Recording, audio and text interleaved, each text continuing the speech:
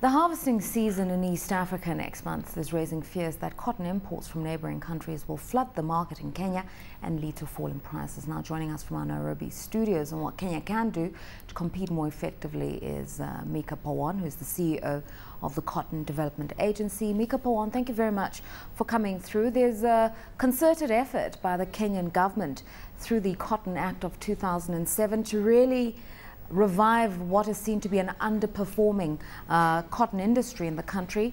Why is it important at this time to really bring the sector back on track?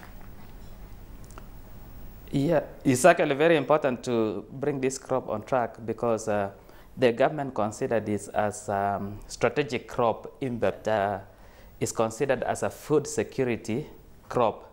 Yeah, because this crop grows, it does well in marginal areas where the rainfall is low, where there is no other crop which can do well. Yeah, so we are exploiting, the government is trying to exploit these areas where cotton does well, the drier areas, where other crops cannot do quite well. So it's considering it as a strategic food crop in the country. We are aware that Kenya is 80% ASAL. Yeah, so the highlands are already exhausted. So the only place where we can still expand our agricultural activities is in the ASAL area. So that's why government is considering as a strategic food crop. Secondly, in the Vision 2030 of Kenya, for us to realize our industrialization in this country, cotton is considered as a strategic raw material. It's a raw material for a basis of industrialization, and that's why we are considering for us to achieve our industrialization objective in this country, cotton is one of the crops. So we have a comparative advantage that we have the raw material. All right, now there is a plan to raise output levels by the year 2013 and to be more competitive. The challenge though is whether or not you have enough ginneries to absorb the surplus production, because through the liberalization process prior to 2007, 40% of ginneries had to be shut down because they couldn't compete, they couldn't absorb the local production level. So what's being done to really support the capacity of the ginneries whilst at the same time boosting production? Okay, at the moment, most of our ginneries, the few ginneries that you're having at the country, 8 of them out of 22 are operating at the moment. And these 8 are operating at a capacity of between 10 to 20%. So the potential has not been exploited for the existing industries. With the efforts by the government to promote and increase production in the country, there are more ginneries which are being put up. They are trying to modernize. In fact, most of them are trying to modernize their genes, make them automatic. Yeah, so with the increase in production, it will not be a challenge. Right. And then once we increase production, there are so many people who have shown interest to invest in the cotton sector in Kenya, specifically on the ginneries. They are going to increase their number of ginneries. So we expect the revival of most of the ginneries. Most of the ginneries which were there before had been closed down, but through the government efforts with the private sector, we have tried to revive them. All right, now there is a challenge. You're expecting next month a bumper cotton crop. Unfortunately, though, the market is saturated with imported cotton, and yet you're going to be having the surplus production come next month. How are local producers going to compete with the imports? Okay, the government has put measures on board to tackle the bumper crop harvest. So what the government has done actually is to promote the use of the local lint. Like the government, through the Prime Minister, he made a policy. There's a directive which has been sent to all the government agencies who are utilizing the cotton garments, like the hospitals, the prisons, let's say the uniformed police. They have given a directive to buy locally manufactured textiles in the country. So this one will unlock up the chain up in the upper part. So it will encourage consumption of the local lint. So this is a government policy, and it's a deliberate effort the government has put so as to increase local cotton demand. Right. So it's not a challenge. Secondly, currently we are importing 80% of our cotton from Tanzania, which is our neighbor. We are importing from Uganda.